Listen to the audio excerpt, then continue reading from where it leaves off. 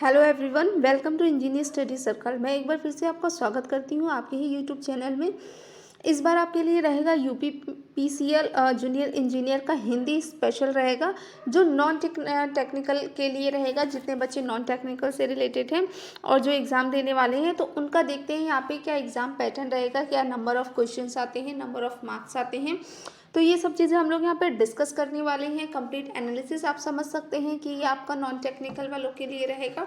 इसमें आपके 20 जो क्वेश्चंस होते हैं, ये 20 क्वेश्चंस आपके जीके, जीएस और करंट अफेयर से रिलेटेड आते हैं। और मोस्टली करंट अफेयर से तो आपके 4 to 5 क्वेश्चंस आ जाते हैं। कभी कभी 10 भी दे देते हैं, बट बहुत रेयर केसेस होता है। मोस्टली जीके से भी ज़्यादा क्वेश्चंस पूछे जाते हैं। अगर हम लोग लास्ट ईयर के या उससे पहले के क्वेश्चन पेपर के अकॉर्डिंगली देखें, तो मैथमेटिक्स के क्वेश्चंस कम पूछे जाते हैं, रीजनिंग के क्वेश्चंस ज़्यादा पूछ लिए जाते हैं। या फिर आप ऐसे भी समझ सकते हैं कि जो मैथमेटिक्स होता है वो आपका हाई स्कूल लेवल के तक ही पूछा जाता है, इससे ज़्यादा ऊपर नहीं आता है। तो बहुत ही कम डिफ़िकल्ट क्वेश्चंस आते हैं। बट रीजनिंग है जो आपका अच्छा कैसा इसका कोर्स है और अच्छा खासा इसका सिलेबस है, और वो थोड़ा आपका डिफ़िकल्ट लेवल तक पूछे जा सकते हैं। अगर हिंदी की बात करेंगे तो हिंदी सिर्फ और सिर्फ 10 मार्क्स की यहाँ पे आती है। ओवरऑल नॉन टेक्निकल का आपका जो मार्क्स है वो 50 मार्क्स का होता है, जिसमें से हिंदी आपका 10 मार्क्स का आता है। इस स्लाइड में हम लोग सिर्फ और सिर्फ हिंदी का सिलेबस डिस्कस करने वाले हैं।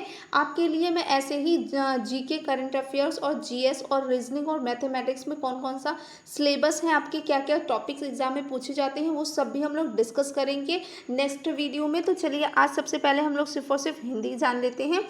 और हिंदी में जो क्वेश्चंस आते हैं 10 नंबर ऑफ क्वेश्चंस होंगे और 10 मार्क्स के ही होंगे। उसमें कौन कौन से टॉपिक पूछे जाते हैं, उसमें वर्तनी शुद्धि आती है, संज्ञा, सर्वनाम, विशेषण, क्रिया पूछे जाते हैं, लिंग पूछे जाते हैं, उभयलिंग, स्त्रीलिंग और पुल्लिंग करके वचन होते हैं आपके, एक वचन, द्विवचन, बहुवचन, ये पूछे जाते हैं।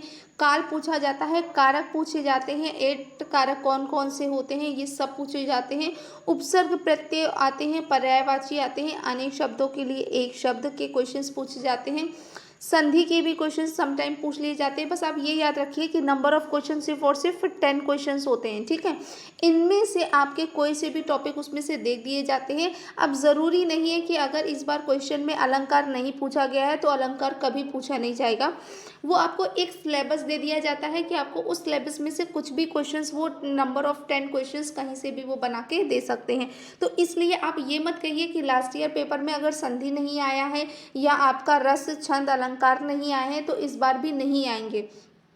हम क्या कर सकते हैं, जो सिलेबस है सिलेबस के अकॉर्डिंगली अपना अपना स्टडी कर सकते हैं, जिसमें आपका संधि, समास, वाक्य रचना, और आपका वाक्य रचना के लिए आपको वर्ण रचना और शब्द रचना भी अच्छे से पता होनी चाहिए, और मुहावरे और लोकोक्तियाँ, ये सब चीज़ें क्या होती हैं, ये सारा आपका हिंदी का टॉपिक है जो कि 10 मार्क्स का आएगा।